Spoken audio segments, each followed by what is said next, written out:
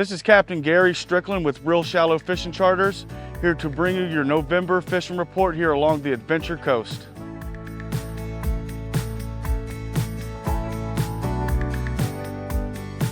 Well, November is actually a really good month to fish here in Hernando County.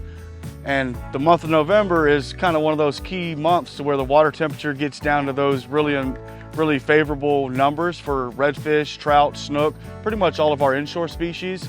And it can actually make things a little bit easier through the month of November with the water temperatures been, a little bit cooler, especially for sea trout. I would say my main focus in November would be, yes, everything's biting really well. I mean, your whole inshore species, the bite's really good in November, but sea trout.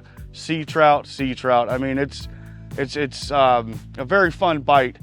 We use a lot of artificial lures with sea trout, but through the most part of the summer, our sea trout are out in a little bit deeper water spawning, and they all come back, in October, November, and November really kind of sets itself aside from every other month for that reason. Just all the fish start kind of congregating back into our shallower waters during November. For sea trout, me personally, I like to throw a lot of artificial lures, and I am a fishing guide, so my number one objective when I get people on my boat outside of being safe is to produce fish in the most easy fashion as possible. So we do use a lot of live bait on the boat, but sea trout are one of those fish where they're not quite as picky on lures. In comparison to like a redfish or a snook, it's a little trickier using artificials on the other species. Trout, they're very forgiving.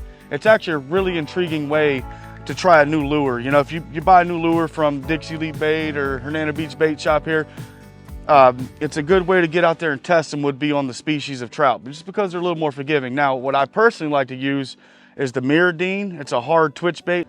You throw it out there, give it a couple good twitches, reel it in. Give it a couple good twitches, reel it in, and when a trout come up on the top of the surface, they kind of knock it out the water. It just gives you a really exciting fight.